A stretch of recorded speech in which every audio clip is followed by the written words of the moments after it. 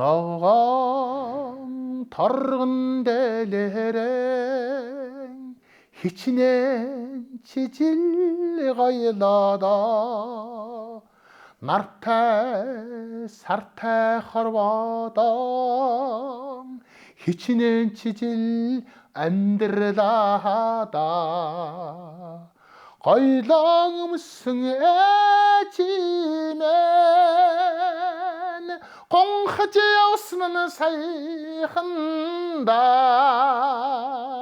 гоёлон өмсөн ээжтэйгэн хөтлөлцөж явсан нь сайханда. Бацаг ардын жижигсэн хүмүүс суулчихсан ингээд тэнцээ тоглоод дэгнэн сонгуулийн юм гоорчсан ингээд цагаан сарын дараа байсан байхгүй. Тэгээ нэг унагаан хүлээгээд ингээд нэг хүнтэй найзтайгаа үед ингээд хүлээгээд орж гараад ирсэн байхгүй. Ирхийн хүлээгээд тэгээд тоглолтоо үзэл ингээд орж гараад хүлээгээд ингээд ирсэн чинь нэг яасан чинь нөгөө юунаас зэрэгтлээс нэг бацаг дууч юм юу бацаг маань баахан хүмүүс гаргаад ингээд дуулуулад ингээд шалгаруулах юу явуулсан байдیں۔ Тэнд нь би хожигдсан байдаг байхгүй.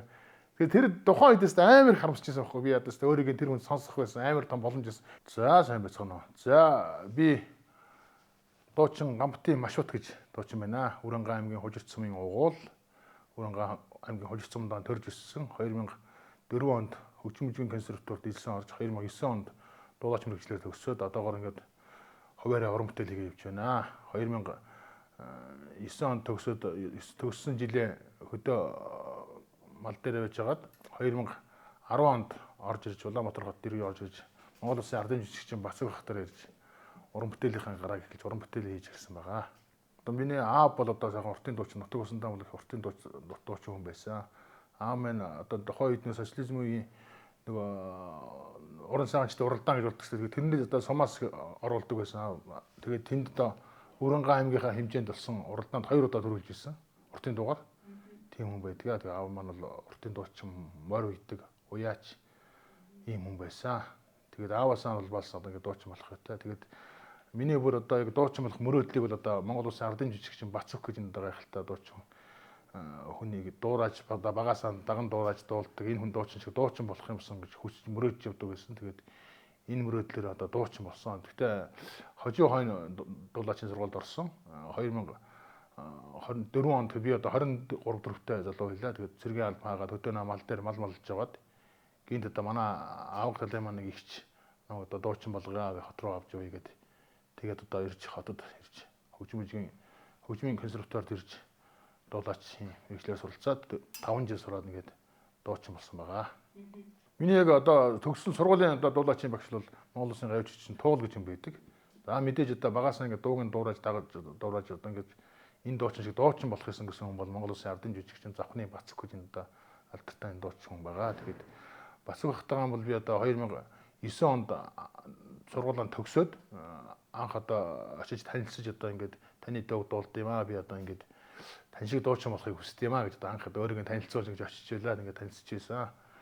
Тэгээд тэрнээс очиж одоо ингээд уран бүтээл анх одоо Бацаг маань намайг дэмжиж одоо Дижема гэдэг өөр дөр нь дуулах хүн авчирсан байхад нь би одоо энэ дуугийн дуул надтай цуг дуулчаач гэж гуйгаад ингээд цуг дуулж исэн баг шинэ. Дижема дууныхын талаар бас ярьчих. Миний одоо анхны одоо Монголын ард түмэнд бас багч гисэн танилж гисэн энэ дуу маань байгаа. Энэ дуу бол Монгол Улсын цэгийн төгний ажилтан Батцөмөр гэдэг нь хөгжим, Чимэд Гочоо гэдэг хүний шүлэг. Чимэд Гочоо гэж яруу найрагч болохоор Завхан аймгийн Шилүүстэй сумын хүн баха тийм хүн байдаг. Тэгээд Чимэд Гочоогоо хүүхдүүд нь одоо аавынхаа шүлгүүдээр ном гаргаж дуунууд хийжсэн. Тэгээд энэ дуунд шүлэг дотор одоо Дижема гэдэг шүлэг ирээд тэгээд тэр шүлгэнд одоо Бацаг говьтын студид одоо тухайн хөгжмийн найруулагч Батцөмөр гэж ах маань байсан. Тэр ах маань одоо Дижема гэдэг шүлгэнд ая хийгээд тэгээд Бацаг говьт ардын жигчнээ дуулуулах гээд өгсөн байсныг би сонсоод тэгээд одоо дуулах чахт нь та одоо надтай цаг дуулчаач гэж одоо Бацагаас гуйгаад тэгээд анхдаа ингэ дуулж ирсэн энэ дуу байгаа. Тэгээд бас энэ дундаа бас хайртай байдаг. Дэнжин хүртэл хөгтөө сумын наадам дэлхийд ганцхан байдаг сумын наадам хултайрыг наадуу шиг тачиг намзэ Хуурдуун ардын ясаар тэгшэр нэмзээ. Зүсүүлаадсан гурван сумын хөхнүүд хэц юм шиг хөгдрөн дээлтэй ирцгээж зоо захарчулсан гурван сумын мэд ижис юм шиг сумын дээрэн гайхуулж үйлэн өргө хөрхөн алтан ширийн цэрмэ үйтгэн хуаран тэрэлгэн дурдан болт дээр гүйсэн сумын наадам минь цагаан хоолойн цаанаас ойхан зам төгшгөлнэ цангин хагийн гондоонаар оя мард үрснэ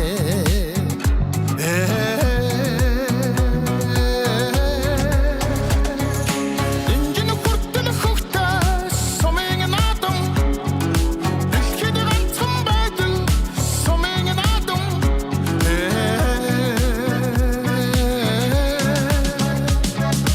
холтарыг надуу шиг тачинамзэ ордоо нардын ясаар тэгшэрнэмзэ.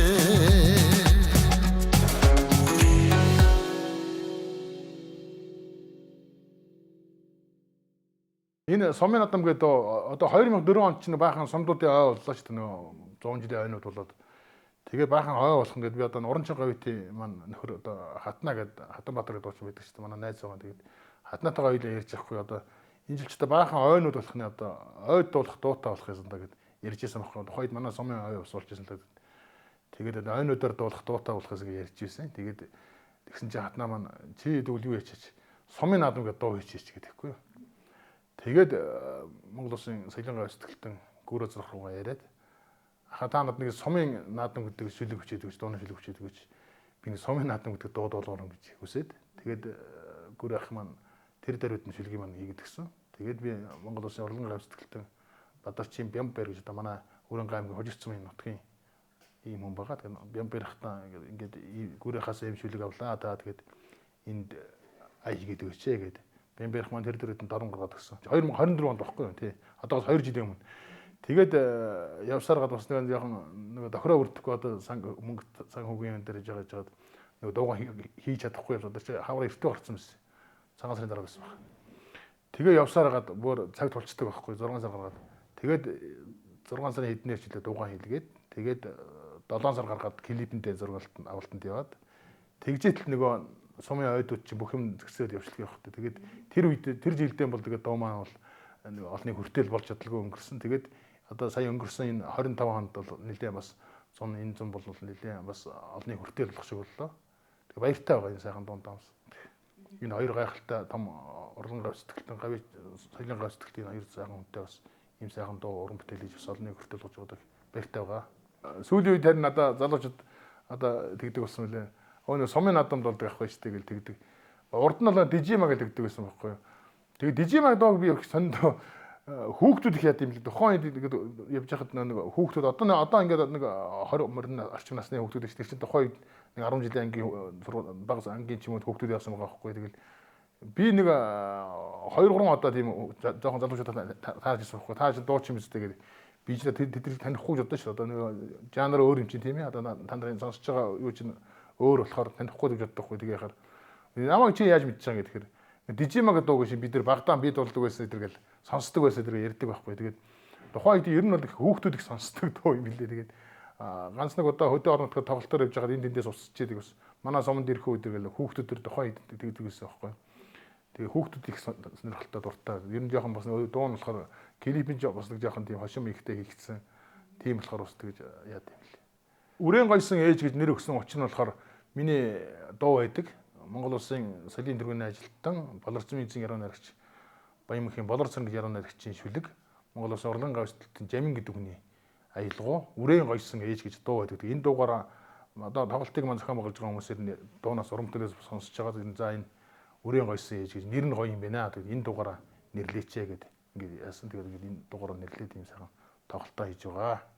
За тоглолтонд Монгол Улсын ардын жүжигчин Бацуг ах маань оролцсон, Монгол Улсын гавь жүжигчин Уран чигийн хүчин оролцсон, Монгол Улсын соёлын тэргүүний ажилтан Дэлгэр мөрөн ах маань Алтан жаргал, дуучин Эрдэнэ тунгалаг, ерөөлч Танхаа ерөөлч Сүхэ ингээд залуу дуучин марл одод гэх мэтчлийн юм сайхан урамтайлчд маань оролцож байгаа. Шинэ урамтлууд байгаа. Одоо сая би энэ өвгдийн өвлжээ гэдэг сая сайхан дуудууллаа.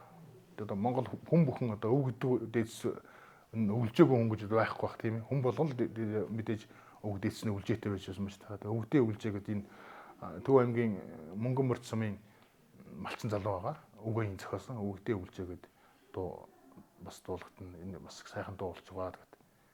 Гихмчлэн бас шинэ урамтлууд байгаа. Өсхийн жаргалаар миний